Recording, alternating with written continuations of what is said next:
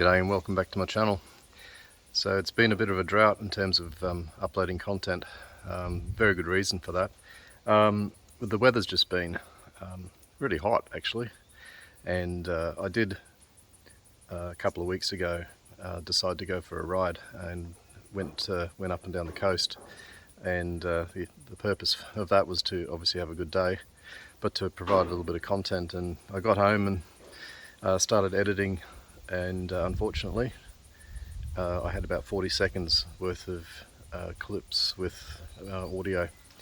So what I'm going to do is again look for a window in the weather. Today it's 33 degrees, and so I've come out of hibernation a little bit because that's getting a bit more reasonable, but it's been, you know, high 30s all through first week of March and also in February as well. So it's been really tough getting out and about. So yeah, so I'll bring you that trip again. I'll find a window when the weather's a little more bearable, and take the bike out again. But today, let me show you. We are looking at the Model T again.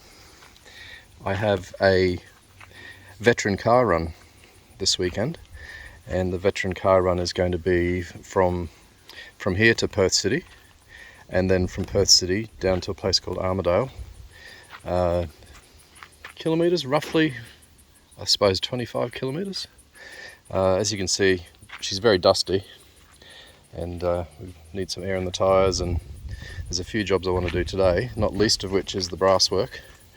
You can see it's quite tarnished, so I'm not going to necessarily take you through the polishing process. We all know how to polish. One thing a little bit different though is I bought a kit here that I'm going to run through an electric drill, give that a go. I use some brasso, so yeah, all the brass work needs doing. And what I also want to do is I'm going to take the floorboards out and take a look at the transmission. So when I say take a look at the transmission, I've done about 500 kilometres since I last checked the transmission screen. It's got a screen in there that collects any debris from the transmission. It has cotton lined bands, and obviously cotton is something that isn't as robust as modern clutch materials. So yeah, it tends to fall apart and end up getting caught in a screen in there. So I'll clean that out. I want to give it a wash as well. See the diff's been leaking there. No, actually here, which doesn't worry me too much. It's still a little bit over full, and this is the amount of engine oil leak that you get in a few months in a Model T. So so yeah, it's looking pretty decent. I treated the top last time I used the car. Treated it with a like a tyre shine, and it's looking really quite well nourished. I like it. Yeah, that's really it. I might take a little bit of footage of the transmission, but let's just focus first of all on a before and after of this brass work.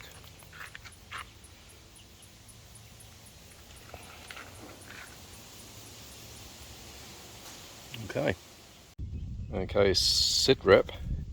I've initially took to using the electric drill with a little polishing wheel on the end of it, but it's leaving swirl marks, which I'm not really happy with. So I'm going back to the good old elbow grease version. It also generates a lot of spatter. There's spatter everywhere, so it's all going to get done by hand now. Brass is really soft, so that'll polish out by hand. There you have it. I will crack on. Okay, I've taken a bit of a pause from polishing brass. It got a little bit too monotonous, so I'm just going to take this off the tranny, and we'll see what the filter looks like / strainer. It's not really a filter. Yeah, I also discovered that the don't know whether it's because the weather has been so incredibly dry.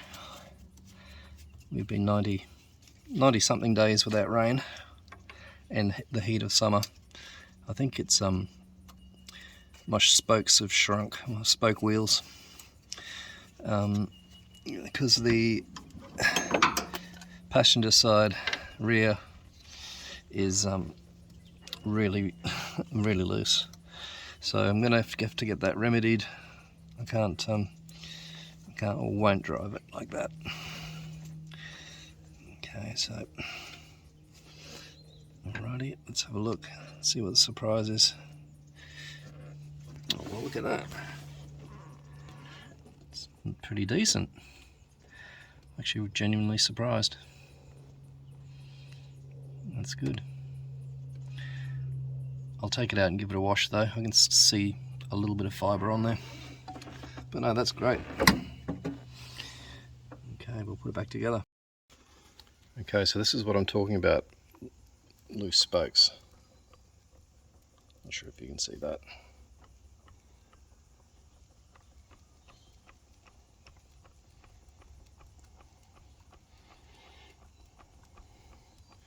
Something tells me that's way too much movement. I'll show you the other side.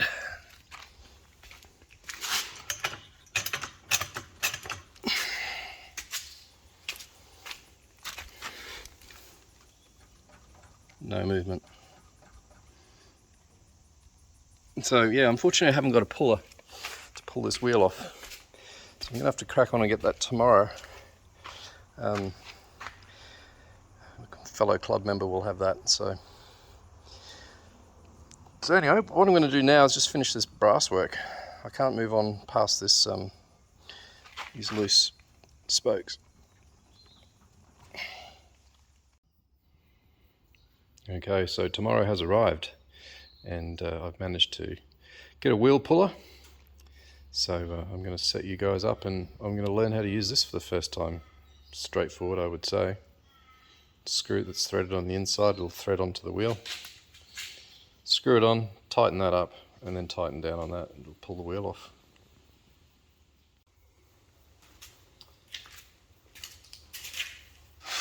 Okay, so I'll just run the jack back under the axle and you get the wheel off the ground.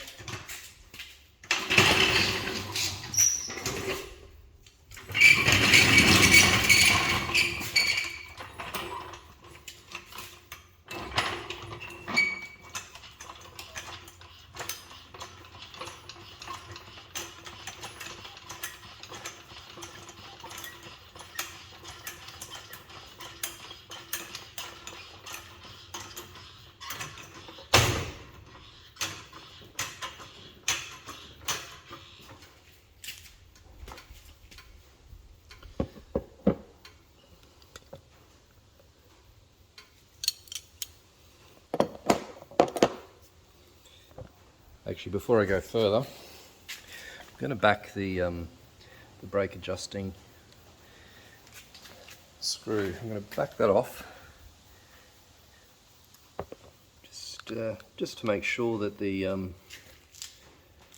brakes aren't going to hold that hub as I try and work the wheel off. Okay, so we're turning it in. You back it out to adjust. So you turn it in to reduce the adjustment down. So the brake pads are definitely not going to hold the wheel on. Brake pads, brake shoes, sorry. Brake shoes. So we're going to pull this up.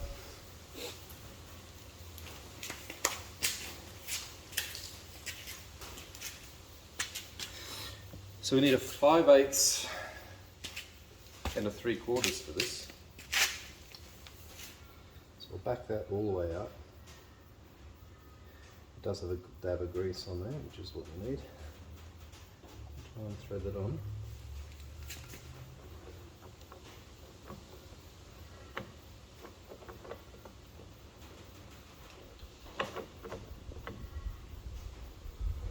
Try not to cross thread. There are very fine threads on here.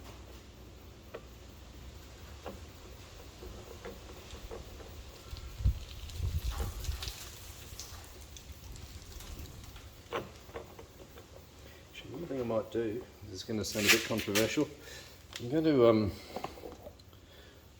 as you can see, it's meant to clamp, but I think it's opened up so much that it's not forming a circle properly. I'm sure that's the technical term, but use the 5/8 spanner on here just to cinch it down a little bit, and it might help the threads wind on.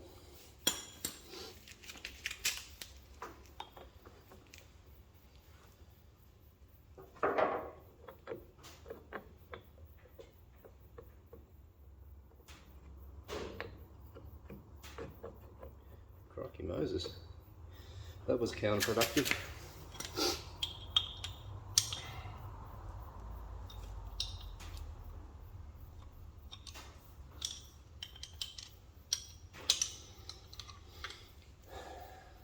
Try that again. Sit on my butt.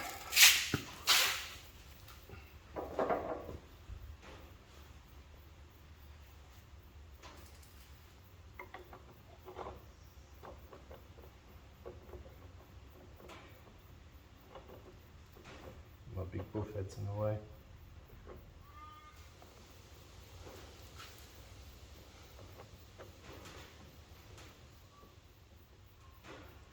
It's a funny thing, just when you think it's started, it jumps off the thread.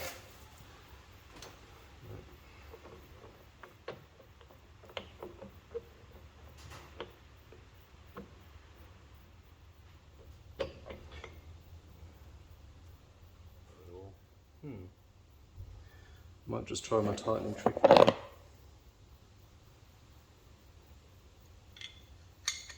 Oh, wrong one. 5/8, not 3/4.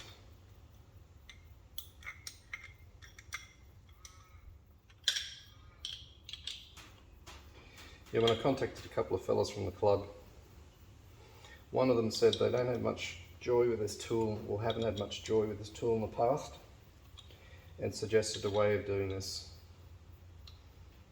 would be to just loosen the nut, take the car for a drive. It should break it off the taper. I'm not sure how I feel about that.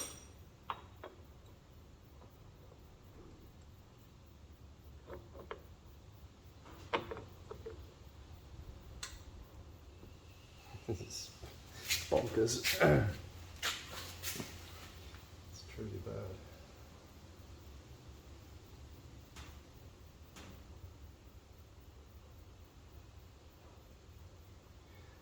Just double check something.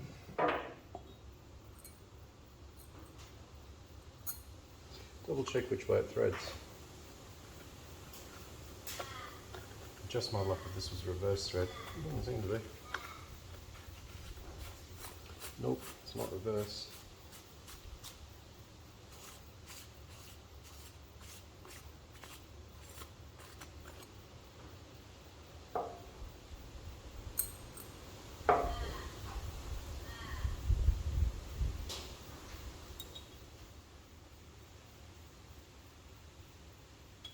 I'm going to go get my micrometer and I'm going to measure the internal diameter there and compare it with this diameter here.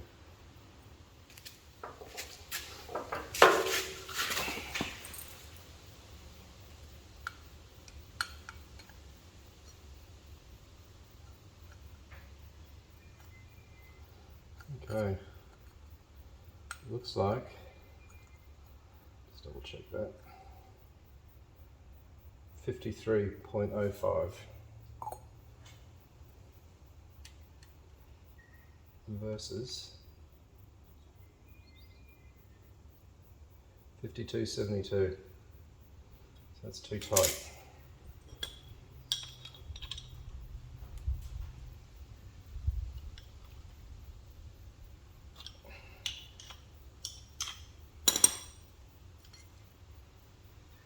Shooting for the same dimension. Thought that was pretty obvious, but just 53.11, that should be pretty close. We'll just cinch it down a little bit.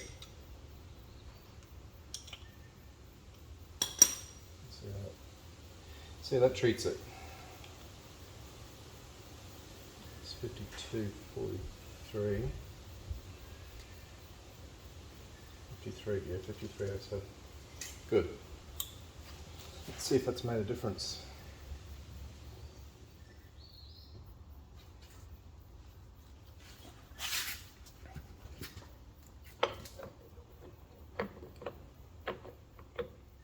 It's bloody mad, I can't. Not gonna have much luck, really. Just won't start.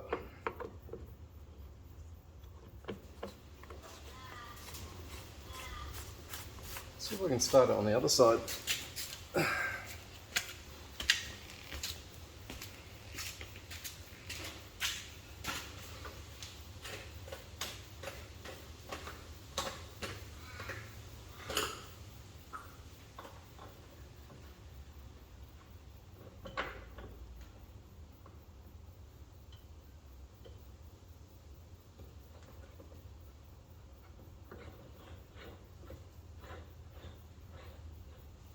You know what? That was immediate.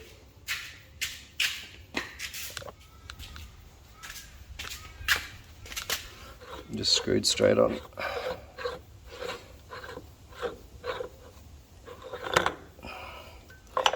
Let me just maybe flex. There you go, one-handed.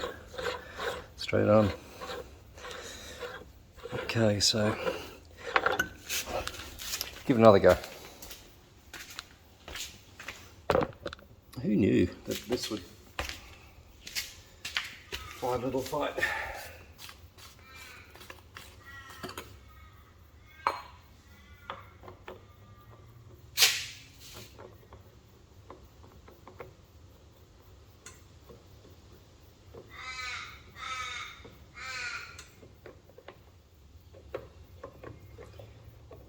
I'm fast developing a theory here.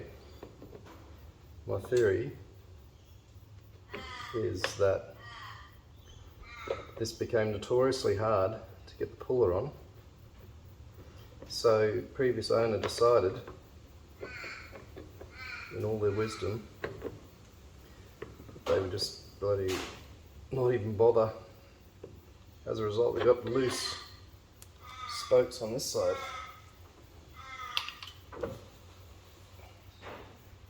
This thread. The thread definitely could do with some chasing.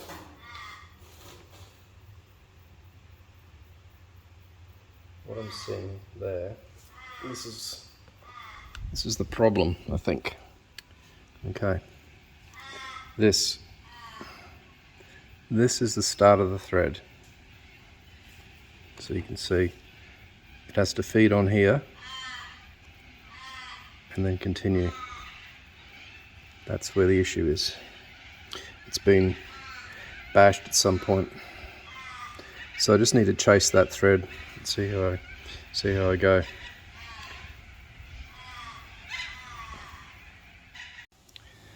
Okay, that was a real prick of a job getting on, but yeah, really pleased that that finally worked. That process was a bit over an hour to get it to there, so happy with that.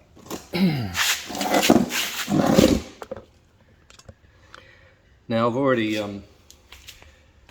cracked the puller, and I think I've got the wheel to a point where it wants to come off. There we go. Hello Jake, what you doing? Hey mate. First rain in 90 something days. So exciting. Hey mate, back up. Away. Alright. There we have a wheel off. First thing is that's the key. Which goes in there. I am going to need to clean these brakes. If you've watched my videos, you might have noticed that I had at some point Might have had at some point, but I had overfilled the diff. So we'll address that. Here's the back of the wheel. Take note. These bolts look like they've been maybe rubbing on some of the brake mechanism, but look, they're loose, loose, loose, loose, loose, and loose, as I suspected.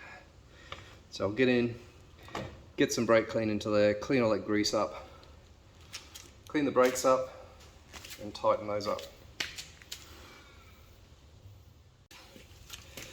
You might have heard me talking to the dog. We've got our first rain today in a very long time, since November. It's very, very welcome. Check that out. That's bad. Yes, I'm sticking with my theory. That is that it was impossible to get the that puller on in a normal sense, so it just got ignored. As a result, wheel got loose. Does look like they've been peened over, or has that just been rubbed through? But I think they've been peened over.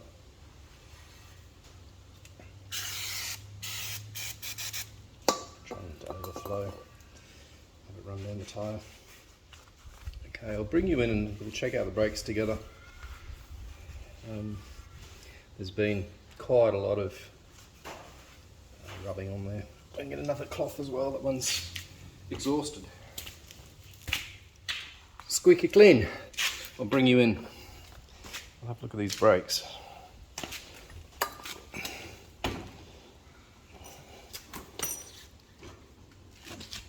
Okay, let's see.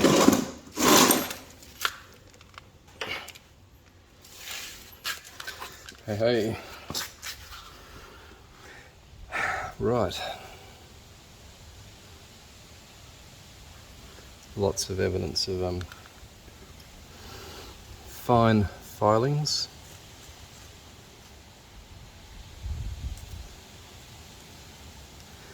I'll bring my engine oil drip tray. Yeah, I think what we need to do here is just degrease before we'll be able to see. I think I can see rubbing on there. Probably find we're missing a cotter pin here as well. Certainly we're on the other side. Okay, I'm just going to pause you and bring in some drip tray action.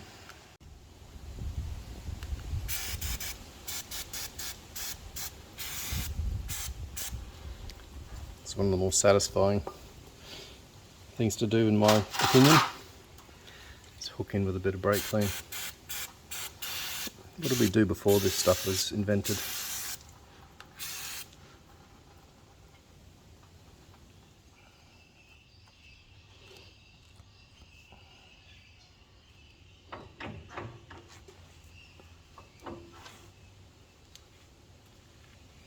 What I don't particularly like is evidence of those bolts on the hub impacting things in here. I do wonder whether someone used longer than specification. I mean, check that out. That is shot.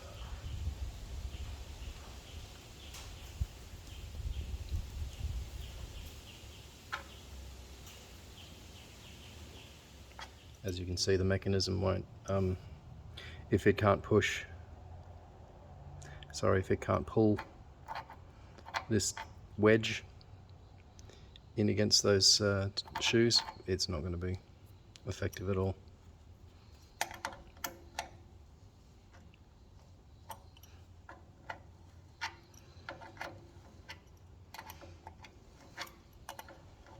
Oh, sorry, I was too focused on the job one-handed.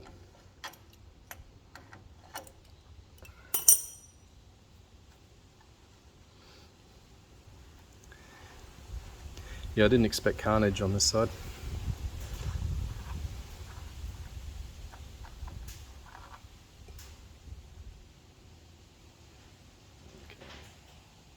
Yeah, no gloves today. I was feeling reckless.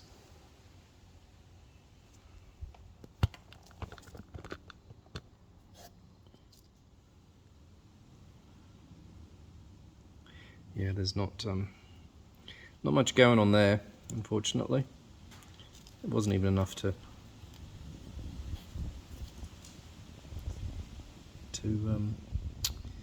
buy it down. Actually, I don't know whether this is supposed to be internally threaded. It doesn't have any evidence of threads. Oh, look there. That's so knackered.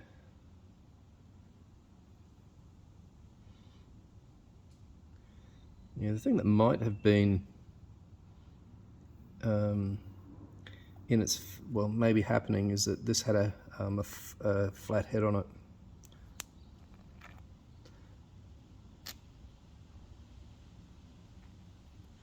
Do that. I thought I'd just check some end float here on this axle.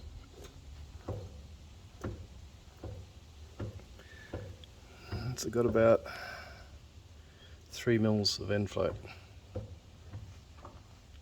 Not sure how much it's supposed to have. I'll have to look that up. Got my little Bible here. Okay, sit rep. 5/1000ths of an inch play is what you're supposed to have. So can be one of two things apparently: thrust washers in the diff, or there's a fibre disc between the axles.